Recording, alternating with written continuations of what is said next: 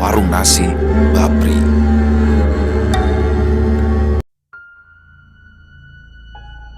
Sebagai orang yang memiliki mata batin tajam dan berbagai macam ilmu kebatinan, Tantri pun sering terlibat dengan hal-hal janggal di luar nalar manusia. Tantri sudah pernah mengobati orang yang terkena pelet, santet, dan gangguan dari makhluk gaib lainnya. Semua itu Tantri lakukan dengan niat membantu seseorang tanpa mengharap imbalan apapun dari orang-orang yang telah ditolongnya tersebut. Di suatu ketika, Tantri yang tidak sengaja melintas di jalan raya melihat sebuah rumah makan sederhana yang sangat ramai pengunjung. Tapi di sisi lain, Tantri juga melihat sebuah energi berwarna merah muda memancar jelas dari rumah makan tersebut. Tantri yang hanya membuka mata batinnya tanpa memagari diri dari efek-efek energi yang mungkin saja bisa menyerangnya itu, secara tidak sadar telah terpengaruh oleh energi berwarna merah muda yang menurut Tantri sangatlah indah itu. Tapi begitu Tantri mulai menyadari jika ada hal yang aneh yang berasal dari rumah makan tersebut, Tantri pun segera membaca amalan pelindung untuk memagari tubuh serta sukmanya dari paparan energi yang ternyata adalah energi penakluk tersebut. Tantri yang mulai tersadar dari pengaruh energi itu perlahan mulai masuk ke dalam rumah makan yang kala itu sedang dipadati para pengunjung.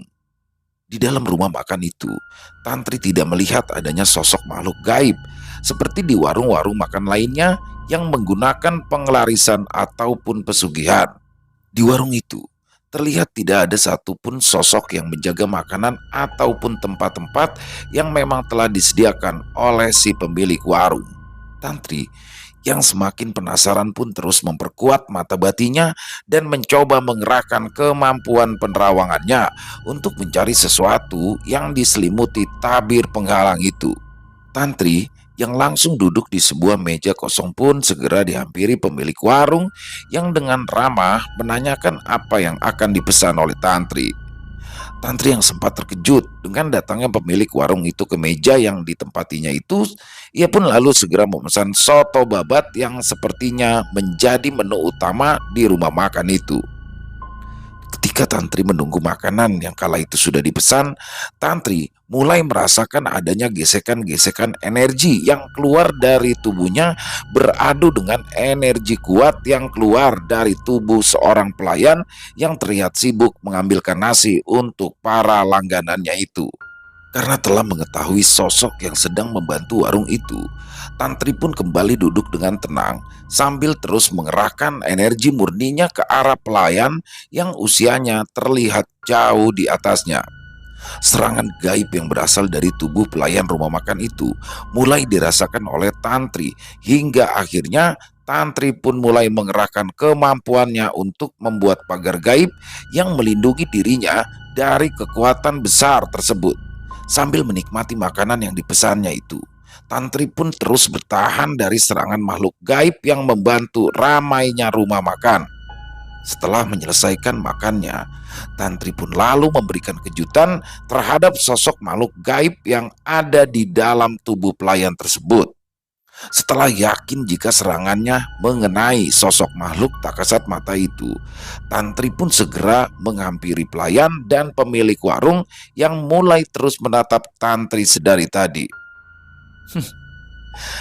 Makanan yang kalian masak itu sudah cukup enak loh mbak. Tapi kenapa sih kalian masih menggunakan perewangan untuk menaklukkan hati para pelanggan kalian? Apakah rumah makan ini hanya sebagai kedok saja? Untuk menghabisi uang para langganan kalian yang sudah terpengaruh oleh ilmu asihan yang kalian miliki itu, ujar Tantri sambil memberikan uang pecahan 20 ribuan. Kamu itu tahu apa dek? Sudah pergi sana. Jangan ganggu kami lagi yang sedang berusaha mencari rezeki ini, ujar salah satu perempuan yang sepertinya adalah pemilik warung tersebut. Baiklah, aku akan pergi. Tapi jika besok aku datang lagi ke tempat ini dan kalian masih menggunakan asihan yang kalian miliki, maka aku akan musnahkan 2 jin yang saat ini berada bersama kalian, ujar Tantri tegas sambil berjalan keluar rumah makan tersebut. Merasa kesal dengan pernyataan tantri itu, seorang perempuan yang sedari tadi bertugas melayani para pengunjung itu pun mulai meminta sosok yang ada di dalam tubuhnya untuk menyerang tantri. Tapi sayang, tubuh tantri yang sudah terlindungi energi murni yang memagari tubuh dan sukmanya itu sama sekali tidak terpengaruh oleh serangan yang dilancarkan oleh perempuan tersebut. Ingat, besok aku akan datang lagi kembali ke warung makan ini. Jika kalian tidak terima dengan apa yang telah aku sampaikan tadi, maka esok kita akan selesaikan semuanya, ujar tantri sambil menoleh ke arah pemilik warung dan pelayannya tersebut. Oh iya, namaku Tantri. Imbu Tantri seraya memperkenalkan diri kepada kedua orang tersebut. Setelah beberapa tahun menikmati kebahagiaan semu, kesadaran Sumi pun kembali ketika ada seorang gadis yang berusia sekitar 20 tahunan mendatanginya dan juga Mbak Pri di warung makan milik Mbak Pri. Gadis itu dengan beraninya langsung menasihati untuk tidak lagi menggunakan asihan yang membuat warung Mbak Pri semakin ramai. Dan gadis itu juga tahu kalau Sumi menggunakan asihan Gondo Arum dan juga Mbak Pri yang memiliki asihan Gondo Rumi. Dan yang paling membuat Sumi serta Mbak Pri tercengang adalah gadis itu tidak dapat ditaklukkan dengan menggunakan asihan Gondo Arum, walaupun memang saat itu Sumi belum menggunakan seluruh kekuatan dari Gondo Arum. Ya, gadis itu bernama Tantri. Mungkin Tuhan mengirim Tantri untuk menyadarkan Sumi dengan tidak lagi mempermainkan hati dan pikiran seseorang. Tapi karena kehadiran Tantri itu juga, Sumi dan Mbak Pri pun harus terpisah karena mereka akhirnya memiliki pandangan hidup yang berbeda.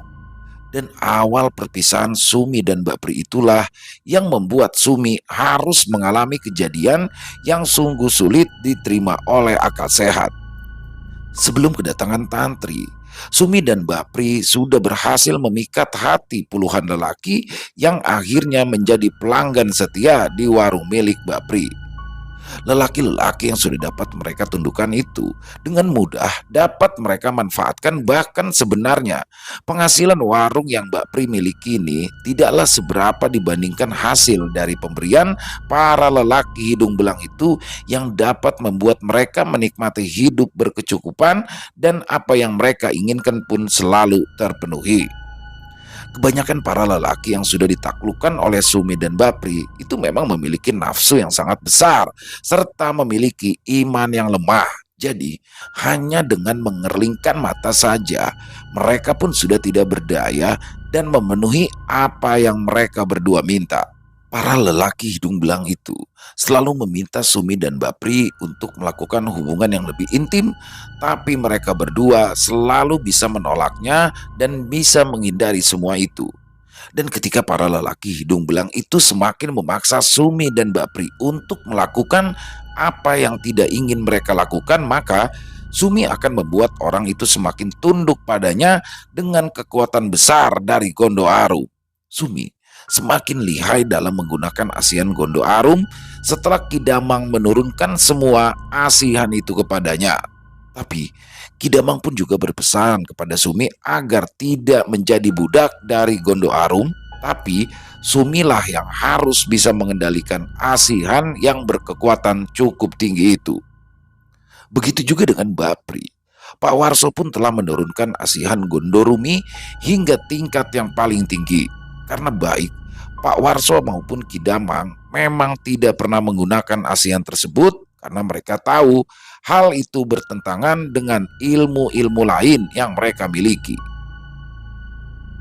Pak Warso dan Kidamang dulunya adalah seorang musuh yang terlibat dalam sebuah permasalahan karena saling membela orang yang mereka obati.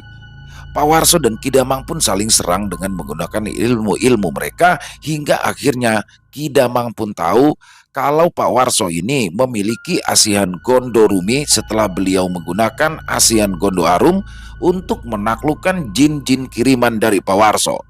Dan sejak Gondo Arum bertemu dengan Gondo Rumi itulah Pak Warso dan Kidamang akhirnya berdamai dan menjadi sahabat.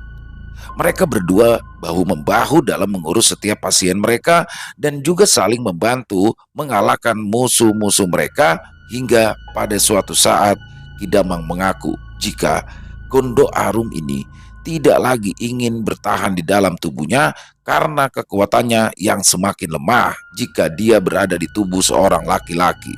Dan entah secara kebetulan atau tidak, datanglah Mbak Pri ke tempat praktik Kidamang dan tanpa ragu, Kidamang pun segera memberikan asihan Gondo Rumi yang memang sedang dibutuhkan oleh Mbak Pri.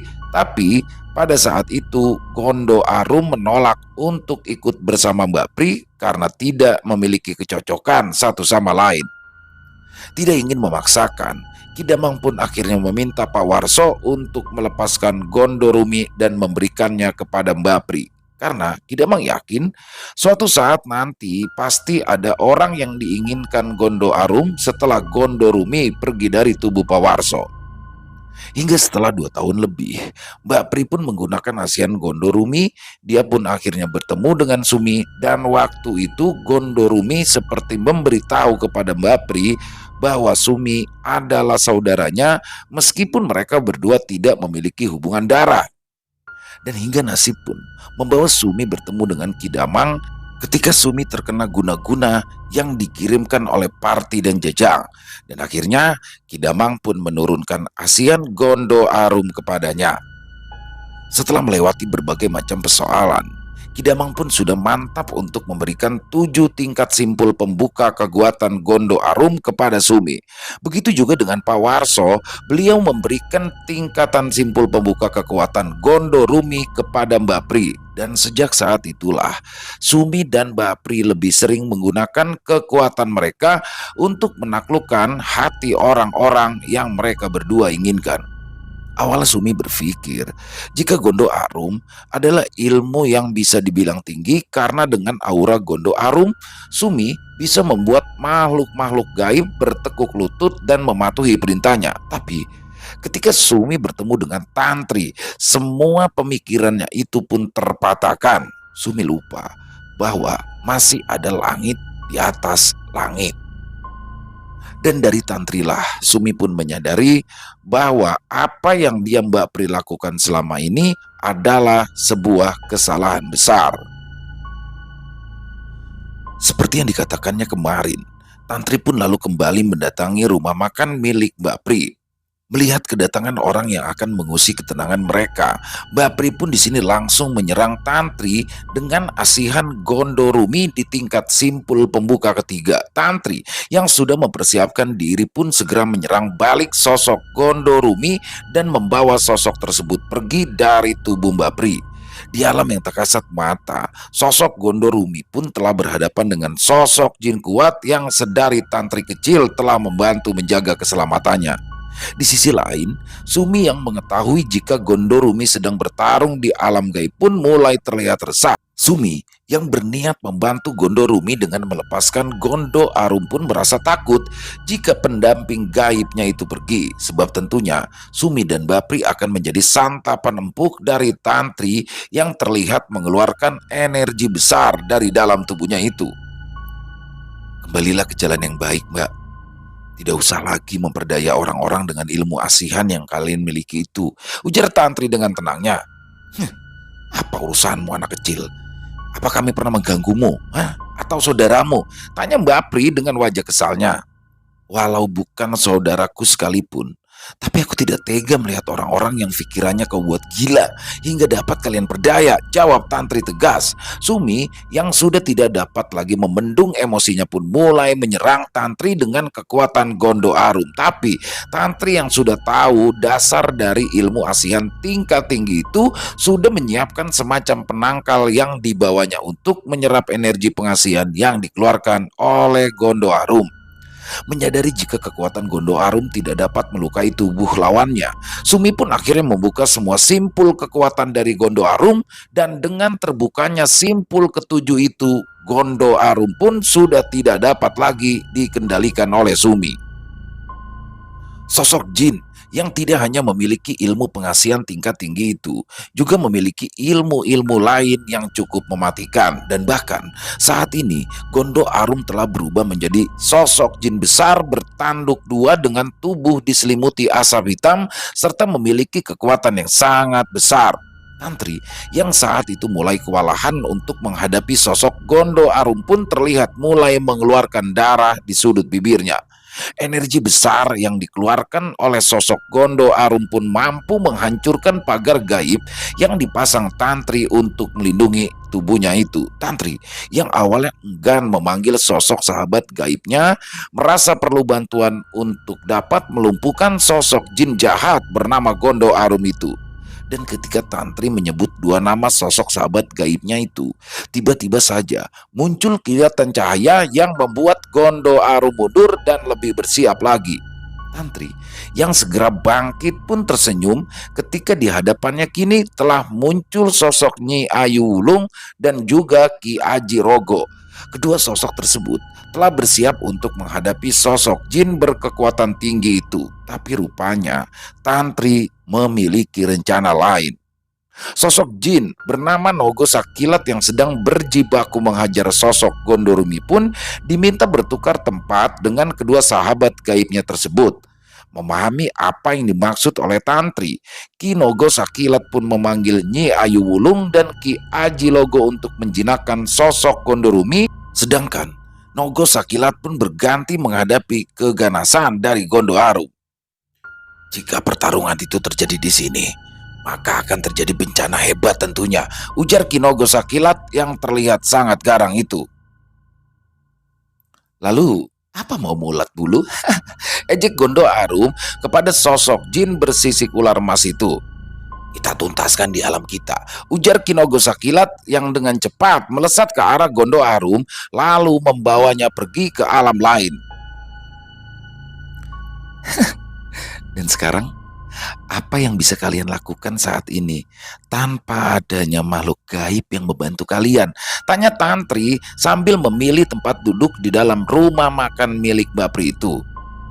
Ingat, kedatanganku ini bukan untuk mengusik kalian, tapi coba lihatlah apa yang telah kalian berdua lakukan. Banyak keluarga dari orang-orang yang tidak bersalah menjadi korban dari ilmu pengasihan yang kalian gunakan itu. Banyak pasangan suami istri berpisah satu sama lain dan juga berpisah dengan buah hati mereka demi mendapatkan kebahagiaan semua yang telah kalian janjikan itu, imbu Tantri dengan mata berkaca-kaca. Bapri dan Sumi pun hanya terdiam mendengarkan apa yang telah diucapkan oleh Tantri saat itu. Dan setelah itu Tantri pun lalu pergi meninggalkan Bapri dan juga Sumi yang masih diam terpaku memikirkan perkataan Tantri tadi. Sumi yang hatinya terketuk pun mulai ikut menasehati Bapri, tapi berbeda dengan Bapri yang tidak bisa terima jika ia harus kehilangan sosok Gondorumi yang masih bertempur melawan Ki Aji Rogo dan juga Nyi Ayu Wulung. Mbak, aku itu sudah sampai pada titik di mana aku menemukan kesadaranku, Mbak, ucap Sumi dengan tatapan kosong dan mata yang mulai berkaca-kaca. Apa kamu tidak ingin sosok yang membantumu mengatasi berbagai macam persoalan yang kita hadapi selama ini kembali lagi ke tubuhmu, Sum? Hah? Balas Bapri sambil menatap tajam ke arah Sumi. Untuk apa, Mbak? Sosok itu tidak membuatku jadi manusia baik. Bahkan aku seperti telah menjadi budak dari sosok itu, jawab Sumi dengan tenang. Baru kali ini kita berbeda pendapat, Sum. Kalau memang kau ingin mengikuti apa yang dikatakan oleh gadis tadi, silakan, pergilah. Aku akan tetap berusaha agar Gondorumi kembali padaku. Dan aku akan menceritakan semua hal ini kepada guru kita, Pawarso dan juga Kidamang. Ya, mereka pasti akan menyelamatkan Gondorumi dan juga Gondo Arum, ujar Bapri yang segera pergi meninggalkan Sumi yang masih termenung seorang diri. Dan permasalahan pun semakin melebar ketika Mbak Pri menceritakan apa yang terjadi kepada Pawarso dan juga Kidamang. Dua orang sakti itu pun sontak merasa kesal karena ada orang yang berani-beraninya mengganggu kedua muridnya itu. Sosok Kidamang yang emosinya sudah terbakar hebat pun langsung mendatangi Tantri dengan ajian Raga Sukma miliknya. Tantri yang sudah mengira hal itu akan terjadi pun telah bersiap menunggu kedatangan dari Kidamang. "Ada apa urusannya? Hingga kau berani mengusik ketenangan kedua muridku itu, gadis kecil?" ujar Kidamang dengan keris hitam yang sudah terhunus di tangannya. "Aku hanya mencoba menyadarkan mereka, Ki, supaya mereka lebih bijak lagi menggunakan kemampuan gaib yang mereka miliki. Mereka sudah melewati batas kewajaran. Sudah banyak korban jatuh karena ulah mereka berdua," jawab Tantri dengan tenang. "Apa pedulimu? Apa pedulimu dengan yang mereka lakukan? Sedang itu semua tidak pernah merugikan dirimu sendiri," balas Kidamang yang mulai meningkatkan kekuatannya untuk menyerang Tantri. Tapi belum sempat Tantri menjelaskan lebih panjang lagi tentang apa alasannya, sosok gaib yang memiliki kekuatan hebat lainnya datang secara tiba-tiba dan kini terlihat sudah berdiri di hadapan Tantri. "Maafkan atas kelancangan muridku itu, Ki. Dia masih muda dan terlalu bersemangat untuk membela orang-orang yang teraniaya," ujar sosok Kiai Amin yang tiba-tiba saja muncul. "Kedua muridmu itu dirasa salah dalam menggunakan ilmu Asian yang berupa sosok jin yang memiliki kekuatan tinggi itu, Ki. Harusnya mereka tidak memanfaatkan orang-orang dengan ilmu ASEAN itu," imbuk Kiai Amin yang membuat Kidamang menurunkan keris yang digenggamnya lalu memasukkannya kembali ke dalam warangkanya. Setelah melakukan mediasi dengan Kiai Amin, Kidamang pun akhirnya rela melepaskan sosok Gondo Arum kepada Kiai Amin untuk dijadikan murid beliau, sama seperti Nyi Ayu Wulung dan juga Ki Aji Rogo.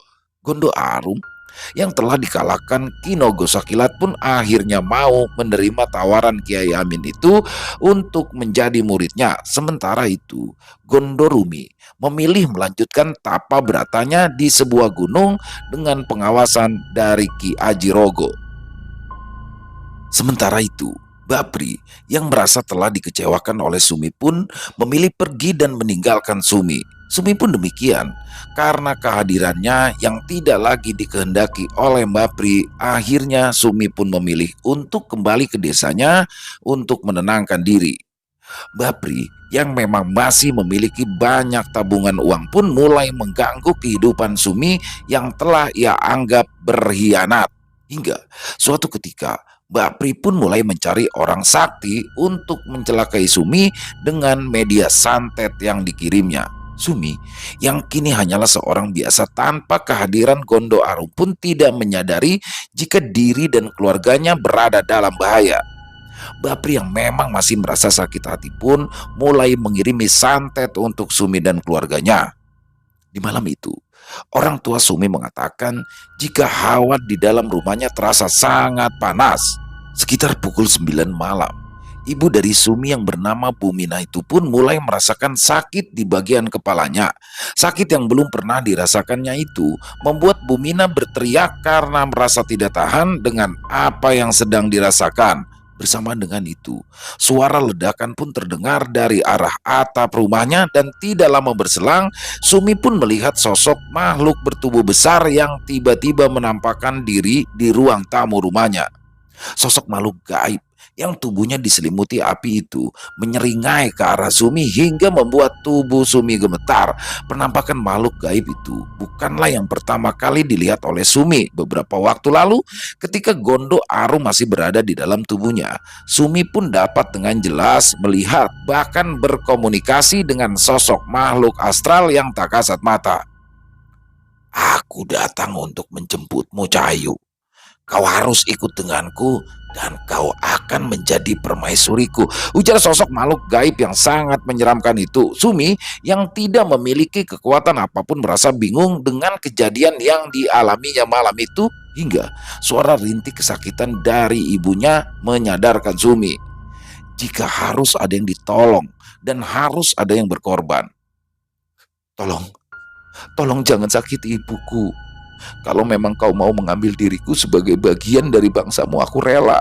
Tapi tolong, "Tolong jangan kau sakiti keluargaku," ujar Sumi sambil menangis. Hujan deras dan suara petir yang saling bersahut-sahutan pun menambah suasana semakin mencekam. Sumi yang sudah pasrah dengan hidupnya pun hanya berdiam diri ketika sosok makhluk tinggi besar yang memiliki taring panjang itu mulai mendekat ke arahnya. Tidak beberapa lama kemudian, Sumi pun merasakan tubuhnya seakan menjadi ringan. Sumi merasa melayang-layang di udara tanpa berpijak lagi di lantai rumahnya. Dan begitu menyadari apa yang telah terjadi, Sumi pun hanya bisa meneteskan air mata ketika ia melihat tubuhnya sudah tergeletak tak berdaya di lantai kamar ibunya. Sumi yang merasakan tubuhnya melayang itu pun baru menyadari ketika sosok makhluk menyeramkan itu telah memegang erat tangannya dan membawanya pergi dari rumah. Tiba-tiba saja, sosok yang sangat dikenal oleh Sumi pun terlihat sudah menunggunya di atas genteng rumahnya. Sosok Gondo Arum yang wujudnya terlihat berbeda itu menyeringai ke arah sosok makhluk yang sedang menggenggam erat tangan Sumi. "Lepaskan Sukma perempuan itu, Kalabanda," ujar sosok Gondo Arum yang kini tubuhnya terlihat tegap. Dan tanpa melakukan perlawanan, sosok makhluk gaib pembawa santet itu pun langsung melepaskan Sukma dari Sumi. Gondo Arum yang telah berhasil mempengaruhi pikiran sosok Kalabanda pun meminta kepada sosok tersebut untuk kembali ke tuannya dan menyakiti tuan pemiliknya seperti biasa. Ia menyakiti orang-orang yang telah disantetnya. Dengan menganggukkan kepala, sosok Kalabanda pun segera melesat pergi menuju ke rumah dukun yang menjadi majikannya itu. Gondo Arum pun segera menangkap Sukma dari Sumi untuk membawanya kembali ke dalam tubuhnya. Setelah mendapati dirinya tersadar, Sumi pun merasakan senang bukan kepalang melihat sosok sahabat gaibnya itu datang kembali untuk menyelamatkannya. Ya, sosok Gondo Arum pun lalu menjelaskan jika dirinya sekarang telah diangkat menjadi murid dari Kiai Amin dan Gondo Arum pun kini menjadi jin muslim berkat bimbingan dari Kiai Amin tersebut. "Tunggulah gadis bernama Tantri itu datang ke sini. 2 atau 3 hari lagi dia akan mendatangimu dan mengajakmu untuk bekerja di sebuah tempat. Dan Tantri juga akan mengajakmu mendalami ajaran agama Islam sebagaimana ia belajar dari ustazah yang diminta Kiai Amin untuk membimbingnya," ujar Gondo Arum menjelaskan sesuatu kepada Sumi. Gondo Arum yang melihat kondisi Ibu Minah lemah tak berdaya pun segera menolongnya dengan memberikan energi murni kepada Bu Minah. Yang mana Bu Minah sudah kehabisan energi murni akibat serangan dari sosok Kalabanda tadi. Di tempat lain, selain menghabisi majikannya, sosok Kalabanda pun menyerang Bapri yang diketahuinya meminta langsung kepada sang dukun untuk menghabisi Sumi dan keluarganya. Bapri yang tidak memiliki benteng apapun dari Gondorumi akhirnya meninggal dunia di rumah makan sederhana miliknya itu. Kabar meninggal dunianya Mbak Pri pun akhirnya sampai di telinga Sumi yang sewaktu itu sedang bersama Tantri. Sumi yang merasa sudah kehilangan sahabat yang sudah dianggapnya sebagai seorang kakak itu pun meminta Tantri mengantarkannya ke makam Mbak Pri. Dan sejak saat itulah Tantri dan Sumi pun semakin dekat hingga akhirnya menjadi sahabat. Sejak saat itulah petualangan Tantri dan Sumi pun dimulai. Mereka berdua kerap kali mengusir makhluk-makhluk kiriman seseorang yang sedang mengganggu usaha saingannya. Selain itu, Tantri dan Sumi juga tidak jarang mengusir sosok jin penglaris yang ada di sebuah warung dengan alasan jijik melihat perbuatan sosok makhluk tak kasat mata itu. Bayangkan saja, setiap makanan yang akan disajikan terlebih dulu diludahi oleh sosok jin penglaris di sebuah makanan. Ada juga sosok yang menginjak-injak lauk pauk yang dipajang di etalase sebuah warung makan dan banyak lagi hal-hal aneh yang mereka berdua saksikan. Tantri dan Sumi juga pernah menolong seorang ibu yang memiliki warung kecil di seberang warung besar.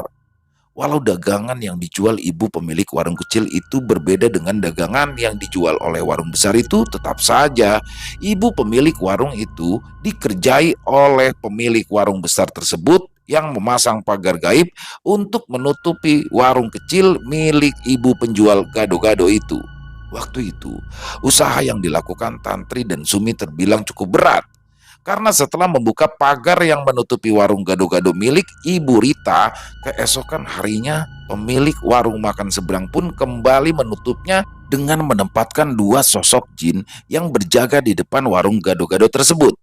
Tantri yang sudah merasa kesal dengan apa yang dilakukan oleh pemilik warung besar itu pun lalu mendatangi warung yang sudah tutup itu untuk berinteraksi dengan empat sosok makhluk gaib yang ternyata memiliki kesaktian cukup tinggi tersebut. Tantri yang pada awalnya meminta baik-baik kepada sosok makhluk tersebut untuk pergi pun mendapatkan serangan langsung dari jin perempuan tua yang rupanya adalah pemimpin dari makhluk gaib yang berada di sana. Pertempuran pun terjadi, dan karena enggan untuk berlama-lama, Sumi pun segera memanggil Gondo Arum yang memiliki ilmu asihan tingkat tinggi untuk menjinakkan sosok makhluk yang ada di warung tersebut. Setelah berhasil meminta sosok jin pengelarisan yang memiliki kesaktian tinggi itu, Tantri dan Sumi pun segera menghajar dua jin yang ditempatkan di warung gado-gado milik Ibu Rita.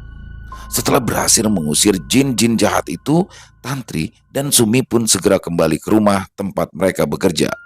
Mereka pun berharap sosok jin-jin jahat tersebut tidak akan kembali lagi ke tempat Ibu Rita berjualan gado-gado. Tapi sepertinya apa yang diharapkan Tantri dan Sumi pun tidak sesuai dengan kenyataannya. Pemilik warung makan besar itu kembali menambah sosok jin penglarisnya dengan sosok-sosok baru yang terlihat sangat kuat. Tantri yang hanya bisa terheran-heran menyaksikan kejadian itu pun tidak habis pikir dengan orang yang memiliki warung tersebut. Dan aku pikir pemilik warung itu sudah menyerah. Ternyata malah menambah jumlah pasukan gaibnya, ujar Tantri kepada Sumi. Ya kalau tidak kita habisi dari sumbernya, mungkin semua ini tidak akan selesai, balas Sumi yang merasa kehabisan akal untuk menghadapi sosok makhluk yang berjaga di depan warung makan besar itu. Jadi kita harus mencari dukun yang menaruh makhluk-makhluk itu, Mbak? Tanya Tantri yang merasa bingung. Begini saja, coba kamu pastikan dari semua makhluk gaib itu, mana di antara mereka yang menjadi pemimpinnya? Jawab Sumi yang membuat Tantri terus menatap ke arah warung yang ada di seberang jalan itu. Ada sosok ratu yang dikelilingi para prajuritnya, Mbak, balas Tantri dengan yakin. Nah, sekarang kau serang para penjaga sang ratu. Lalu biar aku dan Gondo Arum yang menyerang ratu tersebut, ujar Sumi yang mendapatkan persetujuan langsung dari Tantri. Setelah kembali terlibat dalam pertempuran gaib itu, Tantri dan Sumi pun berhasil bermediasi dengan sosok ratu yang menjadi penjaga utama di warung tersebut. Mereka saling sepakat jika mereka tidak akan mengganggu satu sama lain, terutama Tantri juga meminta agar mereka membiarkan warung gado-gado milik Bu Rita berjualan secara normal dan tidak ada lagi gangguan dari sosok-sosok makhluk gaib tersebut. Setelah beberapa bulan, Tantri dan Sumi kembali harus dihadapkan dengan gangguan dari makhluk gaib yang sedang mengincar keselamatan suami dari pemilik rumah tempat Tantri dan Sumi bekerja. Kehadiran energi gelap yang sangat kuat pun membuat Tantri dan Sumi sempat merasa kewalahan. Mereka berdua yang sangat terkejut dengan serangan tiba-tiba dari sosok Banaspati pembawa santet pun mau tidak mau kembali berjibaku melawan sosok-sosok makhluk gaib yang datang menyerang rumah tempat mereka bekerja itu. Tapi karena keterbatasan akses untuk dapat menjangkau tempat Banaspati itu bersemayam, Tantri dan Sumi pun pasrah. Hingga pada akhirnya Pak Kosim pemilik rumah itu jatuh sakit hingga tidak dapat lagi berjalan. Tantri dan Sumi yang merasa yakin jika Pak Kosim ini terkena guna-guna segera memberitahu Bu Hayah tentang penyakit yang diderita suaminya tersebut. Pada awalnya, Bu Hayah tidak mempercayai tentang apa yang dikatakan oleh Tantri dan juga Sumi. Tapi karena mereka berdua mendesak untuk mencoba mengobati Pak Kosim, akhirnya Bu Hayah pun memperkenankan Tantri dan Sumi masuk ke dalam kamar tempat Pak Kosim terbaring lemah. Mata batin Sumi yang melihat sosok Banaspati itu bersarang tepat di bawah tempat tidur Pak Kosim pun meminta Buhaya untuk memanggilkan orang agar bisa menggali dan mengambil benda yang tertanam secara gaib di bawah tempat tidurnya. Tapi lagi-lagi Buhaya di sini tidak mempercayai apa yang dikatakan oleh Tantri. Karena memang beliau sendiri sudah memanggil beberapa orang yang mengerti akan hal gaib untuk mengobati suaminya. Dan karena menemui jalan buntu, Tantri pun di sini mencoba cara yang cukup unik. Ya, Tantri meminta kepada Sumi untuk berbicara kepada Gondo Arum tentang rencananya itu. Mbak, tolong katakan kepada Kang Masmu itu, kita itu butuh bantuan, tapi tidak seperti biasanya. Bisik Tantri kepada Sumi. Loh, maksudmu gimana lo, Tri? Tanya Sumi yang belum mengetahui tentang apa yang Tantri rencanakan. Jadi begini, Mbak, suruh Kang Masmo Gondo Arum itu untuk masuk ke dalam tubuh Pak Kosim dan bilang kepada dia agar membuat Pak Kosim berbicara, meminta Buhaya untuk memanggilkan orang-orang yang akan menggali tempat di mana barang-barang kiriman itu ditanam secara gaib. Ujar Tantri kepada Sumi. Oh, baik-baik, akan segera aku lakukan, balas Sumi sambil menganggukkan kepalanya. Ketika malam tiba, dari kamar Buhaya dan Pak Kosim pun terdengar suara tangisan dari Buhaya. Buhaya meminta suaminya untuk tenang dan kembali ke tempat tidurnya, tapi Pak Kosim malah terbangun dan masuk ke kolong tempat tidurnya dan mengatakan kepada istrinya jika benda-benda itu dikubur di tempat itu. Iya, Pak, besok ibu akan minta Mas Dani mencari tukang gali dan menggali tempat itu, ujar Buhaya sambil terus menangis. Mendapati jawaban dari Buhaya, Pak Kosim pun yang kala itu sedang dirasuki oleh sosok Gondo Arum segera kembali ke tempat tidurnya lalu tertidur hingga pagi tiba. Sekitar pukul 9 pagi, Mas Dani pun datang dengan membawa 2 tukang gali yang diminta untuk segera menggali kolong tempat tidur Pak Kosim. Dan setelah 2 jam berlalu, mereka pun dikejutkan dengan penemuan kain putih yang berisikan media santet yang terlihat telah berkarat. Paku kecil berkarat, kawat hingga jarum ada di dalam sebuah batok kelapa yang terbungkus kain putih tersebut. Karena media santet telah berhasil ditemukan, Tantri pun segera mencari keberadaan jin yang diminta mengantarkan benda itu, dan setelah melakukan penelusuran, Tantri dan Sumi pun berhasil menemukan Banaspati serta jin yang berwujud kakek tua yang ada di rumah itu. Dan tanpa berpikir panjang, Sumi pun lalu meminta kepada Gondo Arum untuk menghabisi sosok Banaspati serta jin kakek tua itu. Dan setelah beberapa lama bertarung, akhirnya Gondo Arum pun berhasil memusnahkan 2 jin pembawa santet tersebut. Itulah sepenggal kisah yang diceritakan oleh Tantri dan juga Sumi. Semoga ada hikmah di balik cerita yang telah mereka berdua alami dan semoga dapat menghibur rekan-rekan sekalian. Selesai. Wow, luar biasa. Kisah dari Mas Untung Prasetyo selalu menarik untuk disimak, dan ternyata kisah ini adalah kisah merupakan ada hubungannya dengan warung nasi Mbak Pri ya. Jadi buat teman-teman mungkin yang belum nonton bisa ditonton yang sebelumnya, warung nasi Mbak Pri, tapi ada di tengah-tengah sebelum kisah dari warung bakso Mas Didi. Jadi ini ada di tengah-tengah. Jadi kayak flashbacknya lah ya. Jadi kan banyak juga ya teman-teman yang tanya kemarin kisahnya mana nih Tantri Semuin, dan inilah kita berikan, dan Mas Untung langsung keren banget, langsung request, langsung dibikin. Terima kasih Mas Untung, luar biasa. Tantri dan Sumi akhirnya menjadi sahabat yang tadinya ya intinya Tantri berhasil mengajak Sumi ke jalannya, dan Mbak Pri pada akhirnya menerima karmanya dari atas apa yang sudah dilakukan terhadap Sumi. Jadi ya itulah, sekali lagi ya, dendam tidak bisa menyelesaikan masalah, dan semoga Tantri dan Sumi akan banyak lagi kisah-kisahnya. Mas Untung ditunggu ya. Dan luar biasa, intinya overall kisahnya keren banget. Dan semoga kisah tadi bisa menghibur para teman-teman, para penikmat pecinta horor, lebih khususnya untuk para subscriber dari channel Ilo Bercerita. Dan hikmahnya banyak ya, hikmahnya yang bisa kita ambil dari kisah barusan, yaitu ya kalau mungkin di luar hal-hal mistis lah ya. Yang pasti kalau kita pengen berusaha, pengen usaha lah ya, pengen dagang atau apapun, bisnis apapun itu, kuncinya cuma satu sih, kerja keras, konsistensi, udah itu aja sih kalau menurut saya. Sama kualitas dinaikkan, kualitas dinaikkan. Jadi kalau memang eh, kebanyakan kan orang ketika ketika sudah laris dagangannya malah diturunin nih kualitas, biar untungnya tambah banyak kualitas diturunin. Itulah yang mungkin kebanyakan akhirnya gagal. Jadi seharusnya semakin banyak laris, ya kualitasnya semakin dinaikin sih. Mungkin itu sih ya yang hikmah baik yang bisa kita ambil, dan jangan bergantung kepada hal-hal tersebut. Ya silakan mungkin yang punya komentar lain, yang punya pendapat lain, ataupun hanya sekedar saling menyapa, silakan bisa dituliskan di kolom komentar. Insya Allah kami akan membalasnya satu persatu. Dan kami ucapkan terima kasih kepada seluruh teman-teman yang sudah selalu setia hadir, yang sudah selalu setia mensupport kami. Karena kehadiran teman-temanlah kami selalu bersemangat berkarya di setiap harinya. Dan silakan buat yang suka dengan video tadi, dengan kisah tadi, bisa diklik tombol like-nya, tombol jempolnya.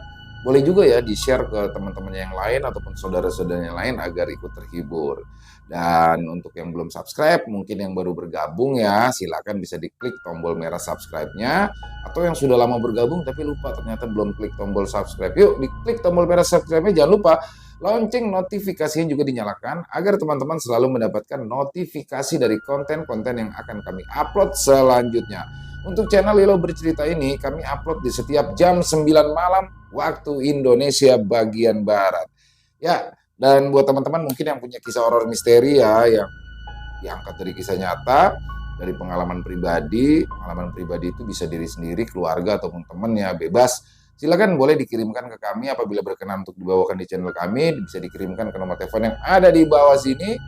Bebas dalam bentuk tulisan boleh, bisa dikirimkan via WA, dalam bentuk rekaman suara ataupun voice note boleh. Bebas senyamannya teman-teman aja.